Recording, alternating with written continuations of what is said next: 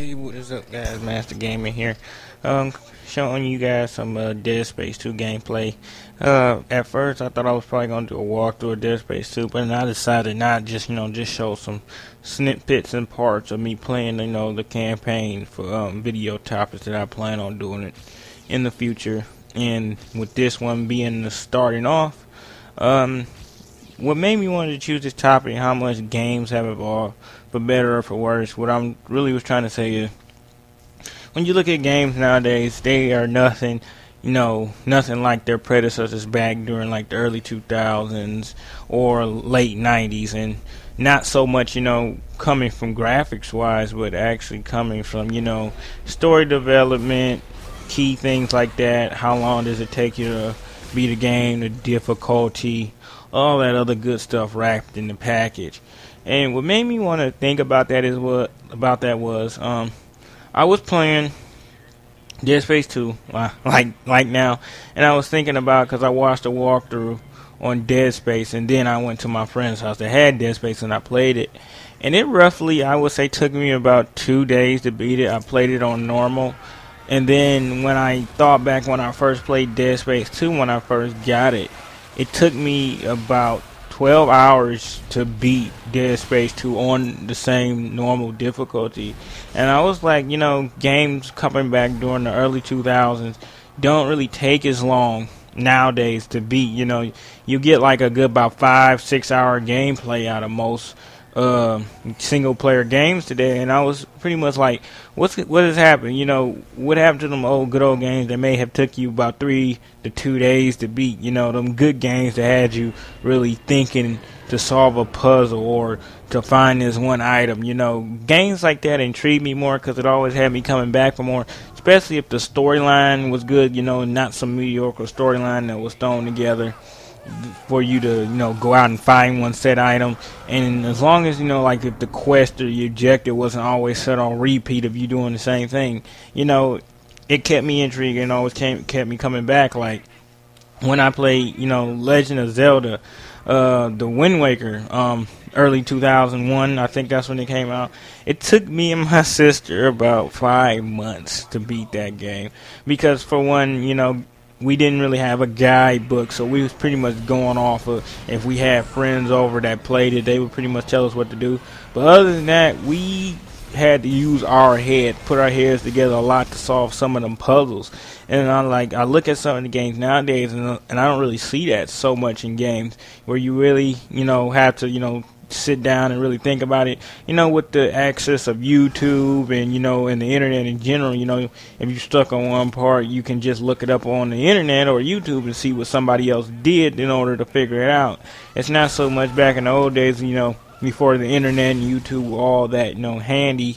You actually had to sit up, figure it out, and if it took you about a month to figure it out, that was one good month well spent of you trying to figure out that whole entire puzzle, and you felt proud about yourself. So when you ever played the game again, you like, oh yeah, I know how to solve that one part of the puzzle, and I feel so great that I actually took the time to figure this out.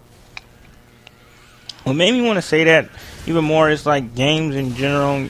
It seems like most game storylines are been thrown together so far. Not trying to say all games that have came out this year, storylines have been thrown together. Just a couple of games that I feel that just been thrown together. And you guys know some of them games too. There's no point in me naming them out and stuff.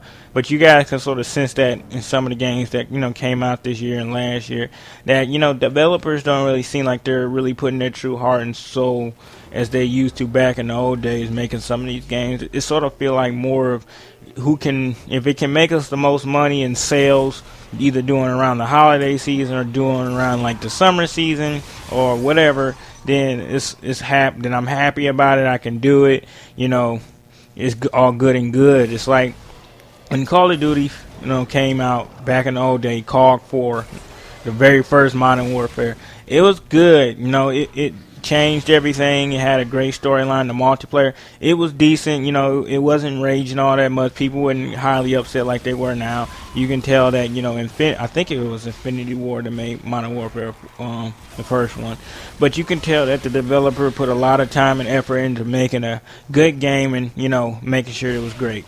And then Modern Warfare 2 came out. You know, little things here and there, but it wasn't that bad to where, you know, people were raging nowadays with MW3 and Black Ops 2.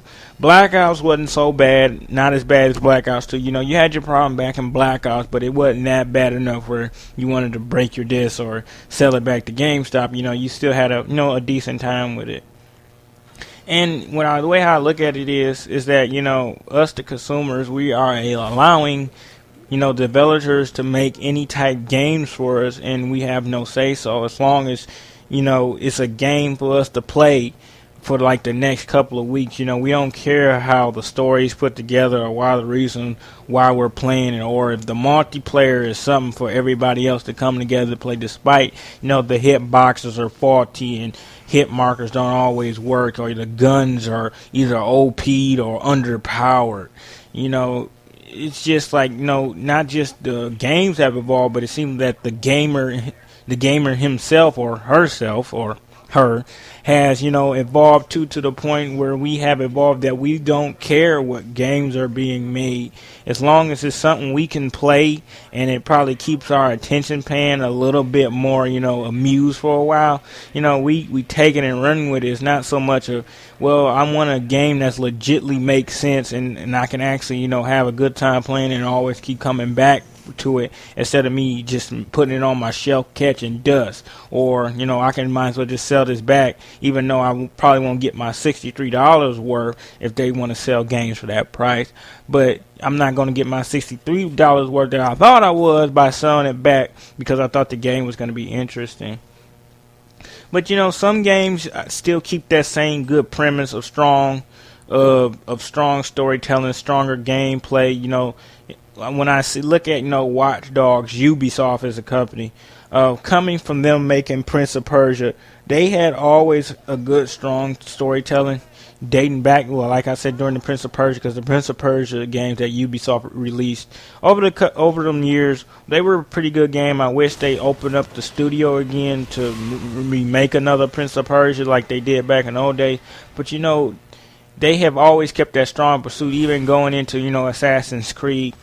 You know, Assassin's Creed has very strong storytelling, and then when they introduced multiplayer, I think within the second one, or Brotherhood, I can't remember which, you know, they kept it going. They kept a strong multiplayer. They made sure they didn't do no dramatic changes to try to lose an audience. They kept appealing to the same audience that joined on the multiplayer bandwagon back during when they first released it.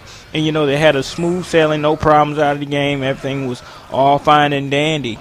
And, you know, when I look at some companies, you know, like Call of Duty, you know, it has a strong storyline. Call of Duty always had a great storyline when it came to any one of their games. But when it came to the multiplayer aspect, you know, they sink less than nothing, because they keep putting the same things that, you know, veterans have been telling them for years that needs to be taken out, but they apply to more of the people that, you know, that spends it on opening day and only plays it for like a couple of months and then sells it back, or they keep playing it and they just keep on doing it despite what's going on in the game. And then you got some vets that, you know, roll with it despite all the problems they see going on in the game. I don't know why some veterans are like that, but I'm not a veteran that like that when it comes to Gears. I'm like, with Gears, if you're not going to try to make it for me that been sticking with you since, you know, the very beginning, and, you know, that always try to help you out and try to make you a better company, you know, by posting on your forums what you should do, what you should change, but you're going to just listen to some random guy that you've never seen post on none of your forums ever before, that's just now buying a product, you know, then that sort of makes me feel, as, you know, a veteran and as a loyal fan to your company, that you don't really care, that you're just changing the way how you make your game, so you can honestly just make a quick buck in a sort of sense, in order to keep making the same BS that you're trying to start to produce. But it's like, I don't know what's going on in the industry. You got some good companies out there like Ubisoft, Bethesda, who else? You got, you know, Square Enix. You got some good companies out there, or Gearbox. you got them out there that's still sticking to the old traditional ways of making games. What's it all about? How to make a good game? What to keep their fans intrigued. Now they do. Now I'm not gonna say they do have they screw ups. They do on their most part have they screw ups like Gearbox. They patch some things that shouldn't have been patched. They patched this one glitch called a vault glitch, which you can unlimitedly supply any amount of guns in your personal vault. I felt like they shouldn't have patched that. They patched this one amp shield called the B shield because news were complaining about when they would join lobbies and duel people, they would get killed so quickly by the B shield, and most veterans was like, well, if you don't want to be killed by the B shield, why are you dueling somebody with a B shield in the first place? And then it wasn't really that much of a deal, so where people were really getting killed by the B shield, it was just only when they would duel or when they would face Terramorphous. News would complain saying, why are you killing Terramorphous so quick? But actually the B shield was a great farming tool when it came to farming Terramorphous. You could get in, kill Terramorphous quick, see if he dropped any legendaries, get out, come back in, do the same thing again. And by them nerfing, the B shield, it requires you to have more people to, kill Terramorphous. And then by them also raising his level of health and, his actual level when you reach your cap, make it even more difficult. Even with them five people already there, you actually had to work even a little bit more hard just to get a farm from Terramorphous. But they have their ups and downs when it comes to patching and listening to certain people when it comes to them patches. So it's like this, when it comes to developers, I sort of feel like when it comes to making games in general, they should just listen to their veteran fans. They should keep with the same momentum that made them who they are nowadays, like from what they were back then. They should keep that going. They shouldn't try to change that, trying to appeal to more people. If people are interested in your product, then they'll come and check out your product. Don't try to force them into looking at your product, because by you doing that, then you sort of upset all the people that back then that had an interest into your product and so used to how you're doing stuff with your company or with your game. You upset them because it's like you're trying to appeal to people that don't even give a damn about your game whatsoever.